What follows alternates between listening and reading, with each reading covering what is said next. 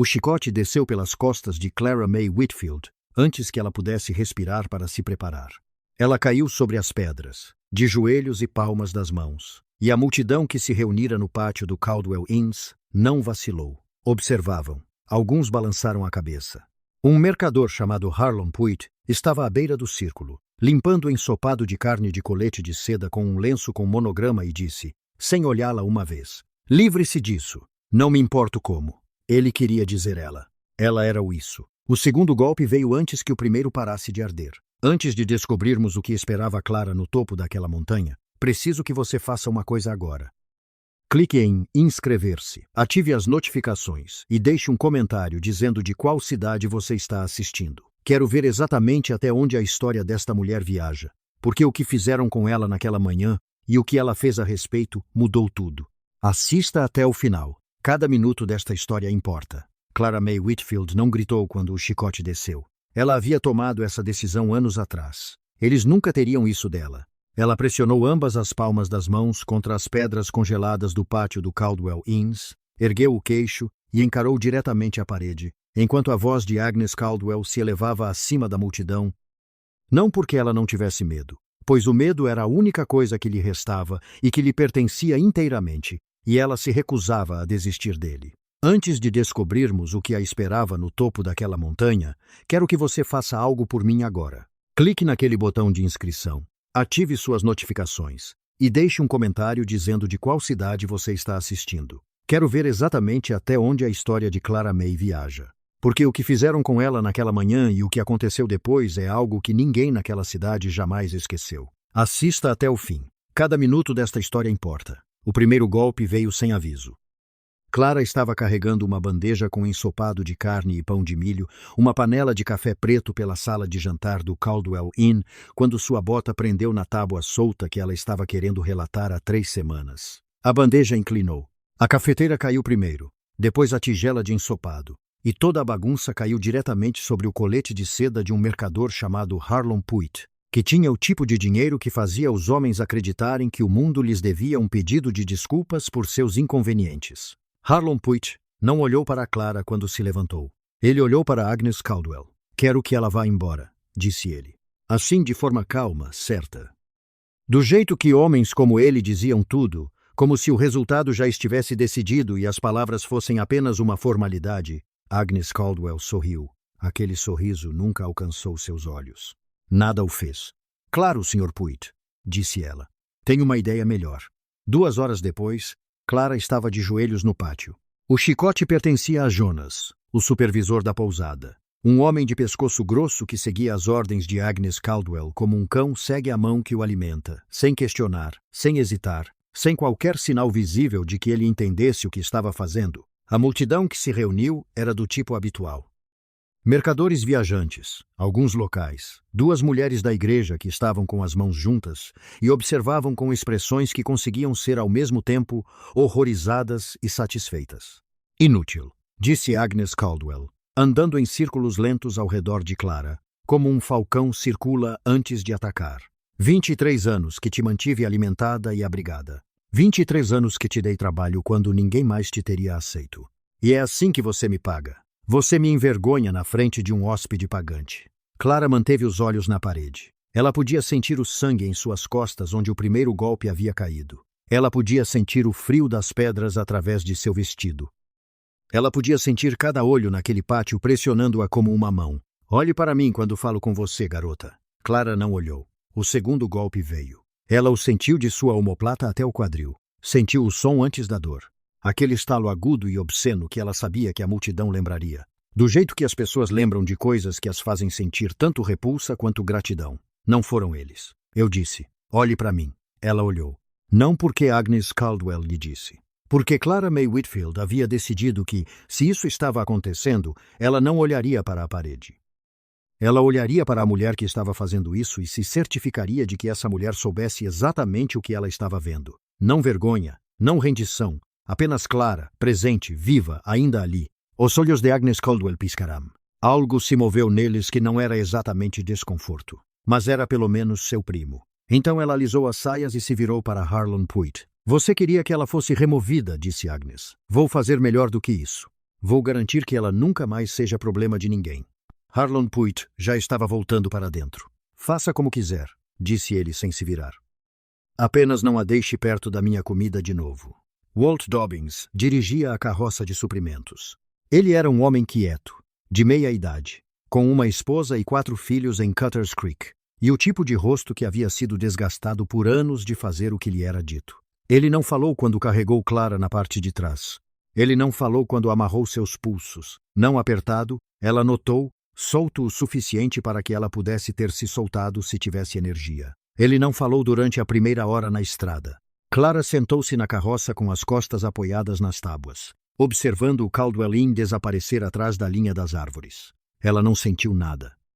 Ou melhor, ela sentiu tudo tão completamente que colapsou em algo que parecia nada. Uma espécie de quietude total no centro de seu peito, como o ar fica quieto antes de uma tempestade. Para onde estamos indo? Disse ela. Os ombros de Walt se apertaram. Ele manteve os olhos na estrada. Walt, sua voz era firme. Ela tinha orgulho disso. Eu sei que você me ouve. Para onde estamos indo? Uma longa pausa, então, baixinho. Black Ridge Mountain. A quietude em seu peito rachou. Black Ridge. Ela disse isso como se diz algo ao testar se é real. Você está me levando para Black Ridge. Tenho ordens, senhorita. Clara. Ordens? Para fazer o que exatamente? Ele não disse nada por um longo tempo. Tempo suficiente para que a floresta se adensasse ao redor deles, e o ar ficasse frio com o sopro da montanha. Então tão baixo que ela quase não ouviu. Para entregá-la a Silas Holt. Ela já tinha ouvido o nome antes.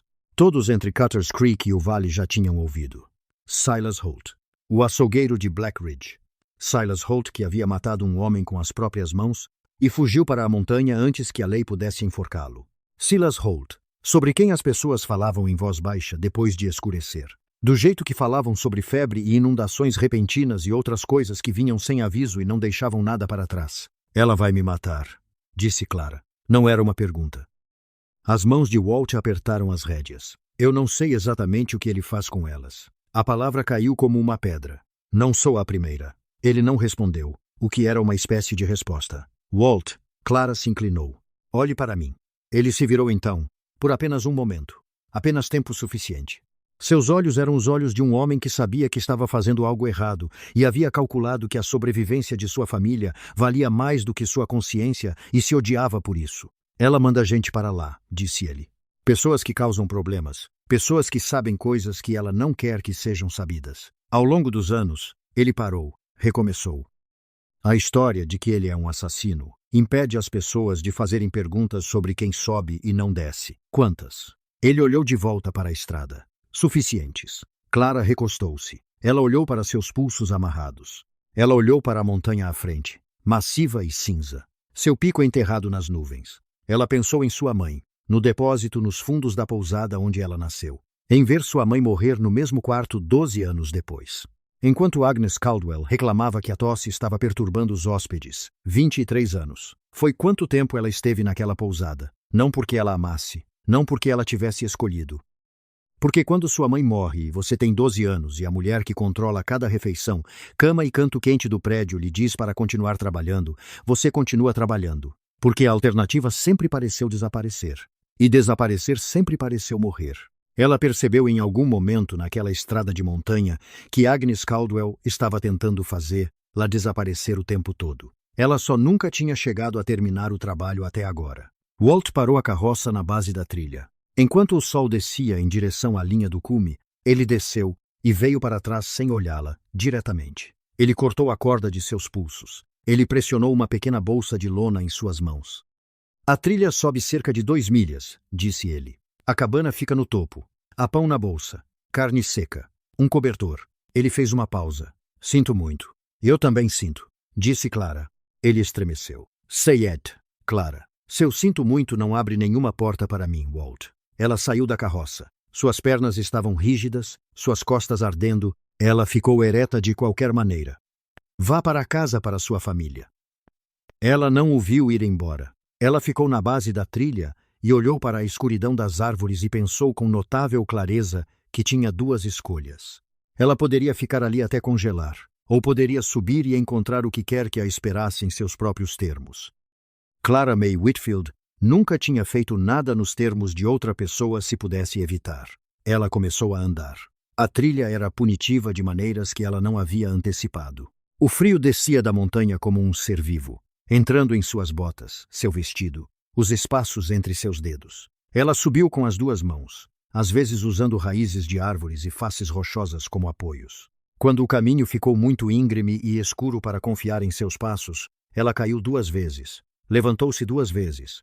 O pão na bolsa batia contra seu quadril, e ela se viu pensando absurdamente que provavelmente faria um pão de milho melhor do que o que estava ali. O pensamento a mantinha em movimento. Ela pensou na cozinha da pousada, no ritmo do trabalho que ela conhecia desde que era velha o suficiente para ficar em uma mesa de preparação. Ela pensou em como a massa de pão se sentia quando estava quente e elástica e cheia de potencial. Ela pensou nas mãos de sua mãe, polvilhadas de farinha, pacientes, ensinando-lhe a diferença entre amassar e pressionar, entre alimentar as pessoas e apenas enchê-las. Ela pensou, se eu parar eu morro. Então não pare. Ela não parou. A luz passava pelas árvores como algo de um sonho febril, quente e âmbar e impossível em toda aquela escuridão. Uma cabana, fumaça saindo de uma chaminé, uma janela acesa lançando ouro sobre a neve. Clara a encarou por um longo momento, certificando-se de que era real. E então suas pernas cederam sob ela, e ela estava de joelhos na neve, tremendo tanto que podia ouvir seus próprios dentes. Ela rastejou os últimos 20 metros. Ela não tinha orgulho disso. Ela também não se importava. Ela subiu os degraus da varanda de mãos e joelhos, estendeu a mão e bateu na porta. Silêncio. Então botas em um piso de madeira. A porta se abriu. O homem na soleira não era o que ela esperava. Ele era alto, largo nos ombros, com cabelos escuros salpicados de cinza e o tipo de mandíbula que parecia ter sido esculpida na mesma rocha da montanha. Seus olhos, quando encontraram os dela, eram do tom particular de cinza que vem com as tempestades de inverno. Não frios exatamente, mas atentos, cheios de intempéries. Ele olhou para ela como um homem olha para um problema que não esperava ter. Clara olhou para ele como uma mulher olha para a última porta que ela terá para bater. Por favor, disse ela. E sua voz saiu quebrada e honesta, e nada como ela pretendia. Se você vai me matar, apenas faça isso rápido. O homem não disse nada por um longo momento. Então sua voz saiu baixa e cuidadosa, como se ele estivesse escolhendo cada palavra. Você está sangrando. O mundo virou de lado. Ela sentiu as mãos dele pegando-a, antes que ela batesse no chão, fortes e certas, o aperto de alguém que já havia segurado coisas caindo antes. E então houve calor, luz de fogo e nada. Ela acordou em uma cama perto de uma lareira. O fogo estava bem alto. Acima dela, ervas secas pendiam das vigas em feixes arrumados. Lavanda. Algo resinoso que ela não conseguia nomear. O cheiro doce e seco de camomila. Prateleiras forravam as paredes. Potes de vidro com rótulos escritos à mão, pequenos e precisos, livros com lombadas rachadas, mapas dobrados. O quarto era menor que o menor quarto de hóspedes da estalagem, e mais limpo do que qualquer quarto em que ela já tivesse dormido. Você esteve fora por cerca de 6 horas. O homem, Silas Holt, estava sentado à mesa de costas para ela, trabalhando algo em um almofariz com golpes lentos e metódicos. Ele não havia se virado. Ela tinha a sensação de que ele sabia o exato momento em que ela abriu os olhos. Hipotermia, ele disse. Congelamento em 3 dedos. Mão esquerda. Lacerações nas costas. Uma delas é profunda o suficiente para observar a infecção. Uma pausa. Eu as limpei e tratei. A dor será pior antes de melhorar, mas vai melhorar. Clara sentou-se lentamente. Suas costas pareciam como se alguém tivesse passado um ferro quente nelas. Seus dedos estavam envoltos em linho limpo. Ela olhou novamente ao redor da cabana, para os livros médicos na prateleira, para os potes rotulados, para a maneira precisa e praticada como ele organizara suas ferramentas. Você é médico, disse ela. Era. Ele não parou de moer. Não mais. O que aconteceu? Isso não é da sua conta agora. Ele se sentou. O pilão levou uma pequena tigela para a cabeceira dela. Beba isto. Isso vai diminuir a dor. Tem gosto de terra. Beba mesmo assim. Ela olhou para a tigela. Olhou para ele. Seu rosto não lhe dava nada. Nem bondade, nem ameaça, nem impaciência. Apenas espera. Você não vai me matar, disse ela. Algo se moveu em seu rosto. Não bem um sobressalto, mas quase. Por que eu te mataria? Não. Porque essa é a história. Sua voz estava plana agora, do jeito que ficava quando ela estava cansada demais para fingir. Silas Holt, o açougueiro de Black Ridge. Agnes Caldwell lhe envia seus problemas e eles desaparecem. É por isso que ela me enviou, porque eu envergonhei um comerciante com mais dinheiro do que modos, e ela precisava que eu sumisse. Silas ficou em silêncio por tempo suficiente para o fogo estalar 2 vezes. Então beba o remédio, Sr. Whitfield. Clara May Whitfield. Ela pegou a tigela. E eu já sei que você não vai me matar, Sr. Holt, porque se esse fosse o plano, você teria me deixado congelar na varanda. Ele a olhou então, de frente pela primeira vez. Aqueles olhos cinzentos de tempestade eram mais firmes do que ela esperava, mais firmes do que qualquer coisa que ela tivesse olhado em muito tempo. Você não é a primeira pessoa que Caldwell envia para cá, disse ele. O aperto de Clara na tigela se apertou. Eu sei, Walt me disse. Walt Dobbins tem uma boca maior do que pensa, mas não havia raiva nisso. Ele voltou para a mesa, puxou uma cadeira, sentou-se com a deliberadeza cuidadosa que sugeria que ele pensava antes de se mover, sempre. Ao longo dos anos, 8 pessoas. A história de que sou perigoso os faz continuar subindo a trilha sozinhos, o que significa que ninguém os vê chegar e ninguém pergunta para onde foram. Para onde foram? Do outro lado da montanha, há uma cidade, Millhaven. Leva cerca de um dia a pé, se você souber o caminho. Ele juntou as mãos sobre a mesa. Dei-lhes dinheiro, suprimentos, disse para recomeçarem. Clara o encarou. Ela pensou no peso daquilo, 8 pessoas que chegaram a esta porta. A maneira como ela estava aterrorizada esperando a morte, e em vez disso recebeu uma segunda chance de um homem que todo o vale acreditava ser um monstro. Por quê? Ela disse porque era a coisa certa a fazer. Simples, sem performance. Agora beba o remédio antes que esfrie. Ela bebeu. Tinha exatamente gosto de terra. Os dias que se seguiram moveram-se em um ritmo que Clara não sabia que existia. Lento e proposital, o modo como o tempo se move, quando ninguém está exigindo nada de você. Ela dormiu. Ela comeu. Ela deixou suas costas curarem sob as mãos cuidadosas de Silas Holt, enquanto ela montava quem ele realmente era, uma conversa de cada vez. Ele falava como um homem que havia perdido o hábito de falar e estava reaprendendo com alguma relutância. Respostas curtas, longos silêncios, a frase ocasional que caía com mais peso do que ele parecia pretender. Ela aprendeu que ele construiu a cabana sozinho, que ele criava galinhas e uma horta, que ele deixava remédios em um posto de suprimentos na borda da floresta uma vez por mês para as pessoas em Millhaven que não podiam pagar um médico. Você ainda está curando pessoas, disse ela na terceira manhã. Ela estava picando cenouras lentamente porque sua mão esquerda ainda estava enfaixada. Ele estava no fogão, fazendo algo que cheirava promissor, mas que quase certamente teria um gosto terrível. Sou um eremita que conhece plantas, disse ele. Um eremita que rotula suas tinturas por dosagem e mantém seus fios de sutura separados por espessura. Ela gesticulou para as prateleiras. Isso não é um eremita. Isso é um médico que decidiu ser difícil a respeito. Ele se virou então. O olhar em seu rosto estava em algum lugar entre surpreso e algo mais que ela ainda não tinha uma palavra para. Você é muito observadora. Passei 23 anos observando pessoas que tinham poder sobre mim. Ela largou a faca. Quando sua sobrevivência depende de ler o ambiente, você se torna boa nisso. Ele voltou para o fogão, mas ela notou que seus ombros haviam mudado. Uma pequena tensão cuidadosa saiu deles. O que realmente aconteceu com Marcus Brennan? Perguntou ela. A mexida parou. Walt, disse ele. Todos em Cutters Creek. Ela esperou. Você não precisa me contar, mas eu prefiro saber a verdade de você do que continuar carregando a história que Agnes Caldwell está espalhando. O silêncio se estendeu o suficiente para que ela pensasse que ele a deixaria assim. Então Silas sentou-se, largou a colher, apoiou as mãos na borda do fogão e disse sem se virar. Brennan era um comerciante, um homem rico. Sua esposa estava doente, uma doença debilitante. Nada podia ser feito a respeito, exceto gerenciar a dor. Ele me contratou. Então ele mudou os termos. Ele queria que ela morresse. Ele estava dormindo com a irmã dela. Queria a esposa fora do caminho. A herança garantiu que tudo parecesse natural. Sua mandíbula se apertou. Ela podia ver isso de perfil. Quando me recusei, ele ameaçou destruir minha prática. Disse que garantiria que ninguém em 3 condados confiasse em mim para tratar uma farpa. Eu ainda me recusei. Então ele veio à minha clínica uma noite com uma faca e escorregou durante a luta e caiu sobre ela. Silas finalmente se virou. Seu rosto estava composto, mas algo por baixo não estava. Foi um acidente. Um acidente estúpido e sem sentido. Mas sua família tinha dinheiro e eu não. E as pessoas com dinheiro escrevem a história. Então eu arrumei minhas coisas e vim para cá.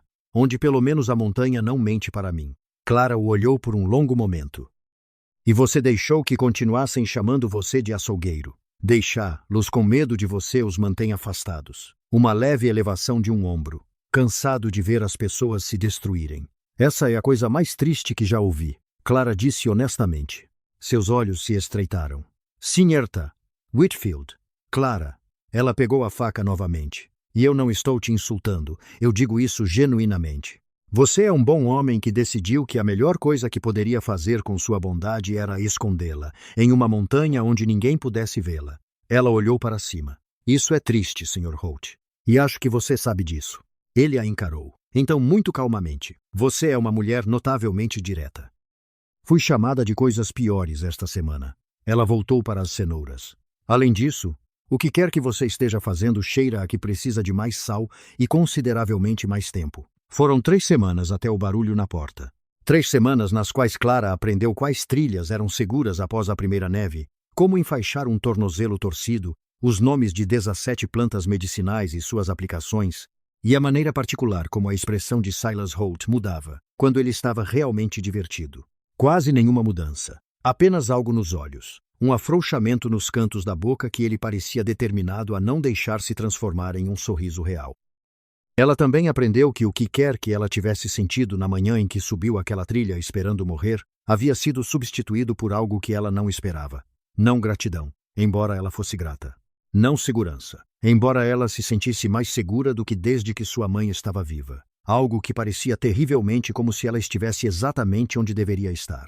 O barulho na porta veio em uma terça-feira logo após o amanhecer. 3 batidas fortes, formais e oficiais, do tipo que diz: eu tenho autoridade e pretendo usá-la. Silas estava na janela, antes que o eco morresse. Sua mão foi para a espingarda acima da lareira, não a levantando, apenas apoiando os dedos ali como um hábito. Fique para trás, disse ele baixo e firme. Quem é? O distintivo do xerife. Seus olhos não se desviaram da janela. 3 homens. Cavalos. Uma pausa. Um deles é a lei. Os outros 2 não são. Clara se pressionou contra a parede ao lado da janela e olhou pela fresta da veneziana. Ela reconheceu o xerife Emmett Crane de suas visitas à estalagem. Robusto, com o bigode de um homem a quem tinham dito que lhe dava autoridade, e ele tinha decidido acreditar nisso. Atrás dele estavam 2 homens que ela nunca tinha visto, com o tipo de olhos que procuravam ângulos em tudo. Silas abriu a porta. Pare. O xerife tocou a aba do chapéu. Faz tempo. Não tempo suficiente. Silas ficou na soleira da porta, não bloqueando agressivamente, não convidando ninguém para entrar, apenas ocupando-a como ele ocupava a maioria dos espaços, como se tivesse sido colocado ali deliberadamente e não se moveria sem motivo. O que você quer, Crane? Estamos procurando uma mulher. Clara May Whitfield. Agnes Caldwell. Diz que ela fugiu com $50 em dinheiro e suprimentos de uma estação. Temos um mandado. O xerife olhou além de Silas para dentro da cabana. Ela está aqui. Caldwell está mentindo, disse Silas. Provavelmente. O xerife não parecia discordar. Parecia um homem que havia feito um cálculo do qual não se orgulhava. Ainda tenho minhas ordens. Suas ordens são baseadas em uma mentira contada por uma mulher que bate em sua equipe de cozinha e os vende para estranhos. A voz de Silas baixou meio tom. Não ficou mais alta. Ficou mais baixa. O que era pior. Você quer ficar aí e me dizer que isso é justiça? EMTT? A mandíbula do xerife se moveu. Atrás dele, um dos outros homens moveu a mão em direção ao coldre. Clara saiu das sombras. Ela não sabia que tinha decidido fazer isso até que estivesse fazendo, movendo-se para a soleira da porta, ficando ao lado de Silas com o queixo nivelado e as mãos soltas ao lado do corpo e o coração batendo um ritmo que ela se recusava a deixar transparecer no rosto. Estou bem aqui, xerife, disse ela. Então, vamos parar de fingir que você veio a esta montanha por justiça. EMTT Crane olhou para ela. Sua expressão fez algo complicado, algo entre reconhecimento e desconforto, e o particular mal-estar de um homem que sabe que está do lado errado de uma coisa e ainda não decidiu se importa. Senhorita Whitfield, disse ele, você precisa vir conosco. Na verdade, não. Ela manteve a voz firme. Cada palavra lhe custou algo que ela não tinha certeza se tinha para gastar. Porque eu não roubei nada. Derramei sopa em um homem que não gosta de ser incomodado.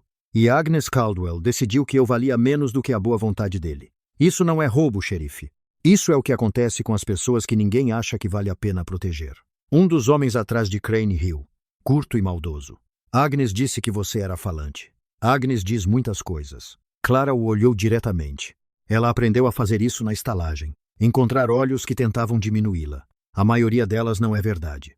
Silas deu um passo à frente. Apenas um passo, o suficiente para trazê-lo, para a beira da varanda. E ele não tocou na espingarda, não levantou a voz, não fez nada exceto ficar ali com a montanha atrás dele e 80 m de presença quieta e imóvel à sua frente. Vocês vão virar as costas, disse ele para os três, lentamente, e com a clareza de um homem que nunca em sua vida precisou se repetir. Cavalgue de volta para esta montanha, e diga a Agnes Caldwell que o que ela enviou para cá não é mais dela. E vocês farão isso agora enquanto ainda é um pedido. A mão do segundo homem tremulou. O xerife disse, não. Um silêncio se esticou pela clareira como um fio puxado demais. Então voltaremos. Parem. A voz de Crane soou cansada, não ameaçadora. Com mais homens, só para que saibam o que está por vir. Agradeço o aviso, disse Silas. Agora vão. Eles foram. Clara ficou na varanda e os observou até que as árvores engolissem o som dos cascos. Só então, ela se permitiu respirar. Eles voltarão, disse ela. Eu sei. Com mais homens. Sim. Ela se virou para olhá-lo. Ele ainda observava a mandíbula tensa, o rifle solto ao lado. Parecia um homem que já tinha visto esse tipo de coisa antes, que já tinha calculado probabilidades, que já tinha tomado decisões que custaram mais do que ele podia dar. Silas. Sua voz saiu mais suave do que pretendia. Você não precisava ter feito isso. Poderia ter me entregado. Ela não teria mais incomodado você. Ele se virou para olhá-la. E o que havia em seus olhos naquele momento não era a tempestade a que ela se acostumara. Era algo mais estável, algo decidido. Não, disse ele simplesmente. Eu não poderia ter feito isso. Clara o olhou à luz pálida da manhã naquela montanha que fora sua sentença de morte e que de alguma forma se tornara o primeiro lugar onde ela se sentira como ela mesma. E ela entendeu que o mundo abaixo deles já estava em movimento, que Agnes Caldwell não deixaria isso para lá, que o que estava por vir seria pior do que 3 homens e um distintivo de xerife, que a quietude que eles construíram naquela cabana estava acabando. Ela entendeu tudo isso, e também entendeu que não estava com medo. Nem de Agnes Caldwell, nem dos homens que viriam, nem da montanha ou do frio, ou do que quer que viesse a seguir. Pela primeira vez em 23 anos, Clara May Whitfield não tinha medo de nada, exceto de perder isso, essa coisa estranha, dura e impossível. Ela nem sabia que a estava construindo até que já fosse real. Ela voltou para dentro, colocou o café para fazer. E quando Silas entrou atrás dela e se sentou à mesa com as mãos juntas, e aquele silêncio cuidadoso e vigilante que ela aprendera a entender ser apenas a maneira dele de se portar em um mundo que lhe dera muitas razões para ser cuidadoso.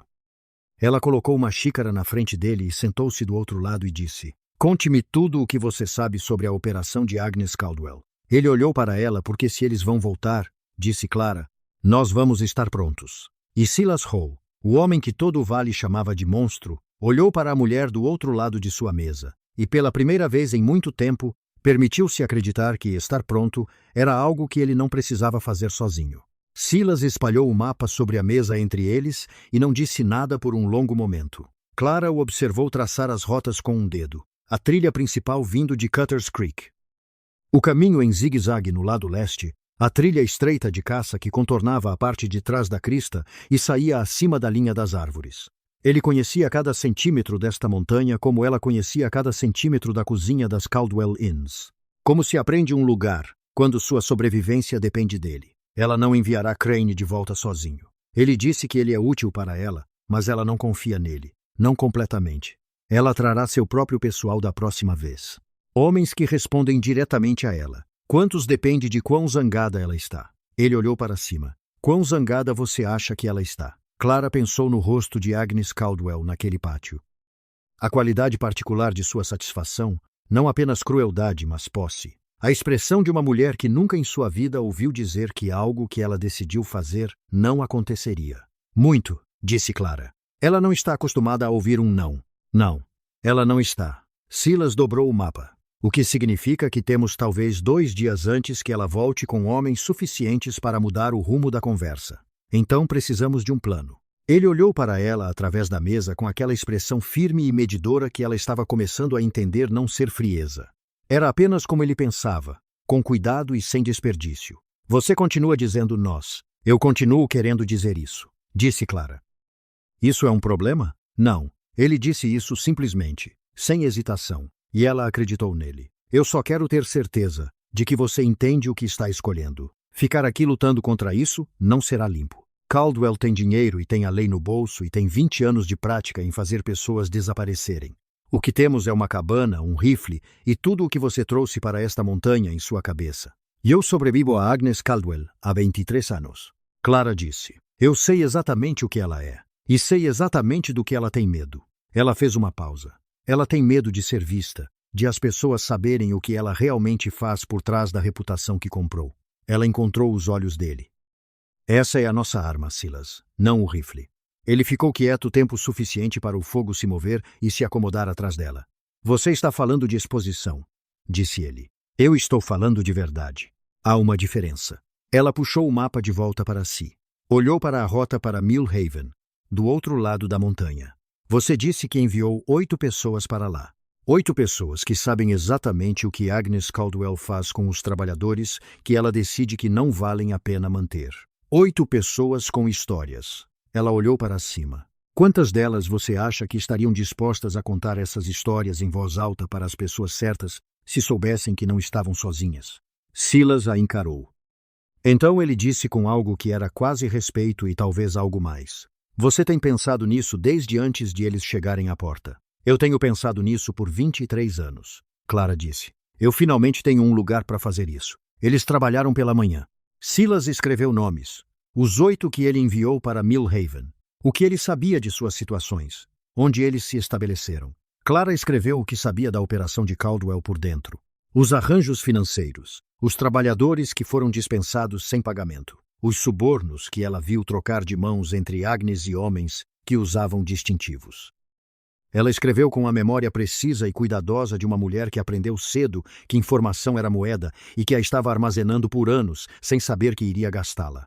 Há um homem em Millhaven, disse Silas. Samuel Finch dirige o jornal. Deixei suprimentos em sua porta dos fundos algumas vezes. Ele é honesto, o que é mais raro do que deveria ser. E ele está procurando por uma história sobre Caldwell há 2 anos. Ele sabe que algo está errado. Ele só não tem ninguém disposto a se declarar. Ele teria agora, disse Clara. Talvez. Silas recostou-se na cadeira. Mas chegar a Millhaven significa atravessar a montanha. E fazer isso antes que os homens de Caldwell cheguem significa ir hoje.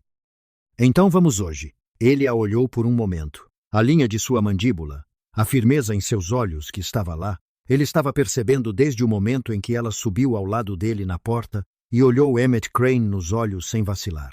Ela não se tornou corajosa nesta montanha. Ela sempre foi corajosa.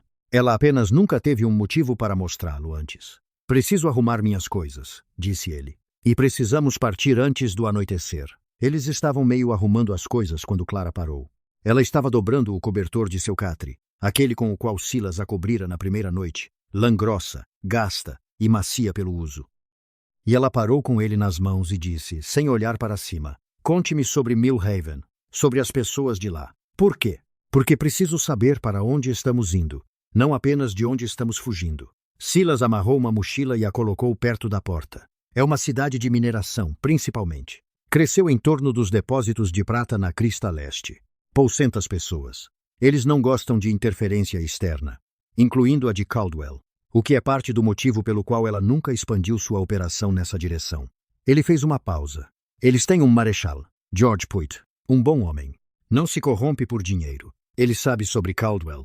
Ele sabe o contorno. Não tem nada concreto o suficiente para agir. Silas encontrou os olhos dela. Então vamos dar a ele algo concreto.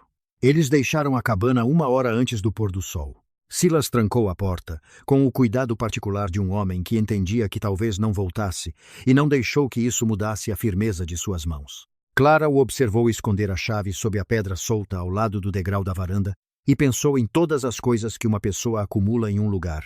Não posses, mas manhãs. A qualidade específica da luz através de uma janela particular. O som de um fogo que você mesmo acendeu. Ela não teve nada disso na estalagem, nunca.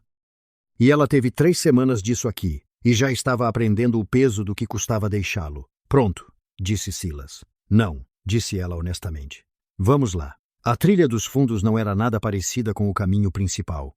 Era mais estreita, mais íngreme nas seções iniciais, e cruzava duas cristas expostas, onde o vento descia do pico com uma força que parecia pessoal. Silas se movia com a eficiência de uma prática longa, não rápido, mas sem desperdício, cada passo colocado com intenção. Clara o seguiu e descobriu, para sua surpresa silenciosa, que ela o acompanhava. Seu corpo havia mudado em 3 semanas na montanha, não de uma forma que ela pudesse apontar em um espelho, mas de maneiras que ela sentia de dentro. Uma força que sempre estivera lá, fazendo o trabalho da cozinha da estalagem. Encontrara novas formas no transporte, escalada e trabalho desta vida diferente. Ela se movia pela escuridão da trilha e pensava: eu sempre fui capaz disso. Eu apenas não tive permissão para saber. Você está quieta, disse Silas 1 hora depois da caminhada. Estou pensando sobre o quê? Ela considerou como dizer. Sobre o quanto de quem eu achava que era. Foi decidido por Agnes Caldwell. Uma pausa. O vento vinha da face rochosa, e ela se inclinou contra ele sem quebrar o passo. Cada história que eu acreditei sobre mim mesma. Lenta demais, desajeitada demais. Não valia a pena manter. Eu acreditei porque ela disse. Porque ela disse isso todos os dias por 23 anos, e ninguém jamais disse o contrário. Silas caminhou em silêncio por um momento. Então, o que você acredita agora? Clara pensou na trilha que subira sozinha no escuro, na maneira como ela olhara Emmett Crane nos olhos, e se manteve firme, no mapa sobre a mesa, e na lista de nomes e no plano, tomando forma em sua mente como pão crescendo, lento e certo e vivo. Eu acredito que ela estava errada, disse Clara. Eu ainda estou descobrindo o que é verdade em vez disso, mas eu sei que ela estava errada. Silas não disse nada, mas no escuro ela ouviu ele fazer um som que não era bem uma risada. Algo mais curto, mais quieto. Aprovador. Eles acamparam por algumas horas antes do amanhecer, em um recesso raso de rocha que cortava o vento e mantinha o calor de uma pequena fogueira razoavelmente bem. Silas fez café de uma lata pequena que carregava, e eles sentaram com as costas contra a pedra e as mãos em volta de canecas de lata, e todo o vale se espalhava abaixo deles na escuridão, com luzes espalhadas por ele, como algo que queria parecer civilização. Por que você veio aqui? Clara perguntou. Ela não pretendia perguntar isso hoje à noite. Saiu de qualquer forma. Silas olhou para o vale. Eu te disse. Depois de Brennan, você me disse a razão prática. Eu estou perguntando a real. Um longo silêncio. Tão longo que ela pensou que tinha ido longe demais. Então, baixinho, porque eu estava com raiva, não da família de Brennan, de mim mesmo, ele girou a xícara nas mãos.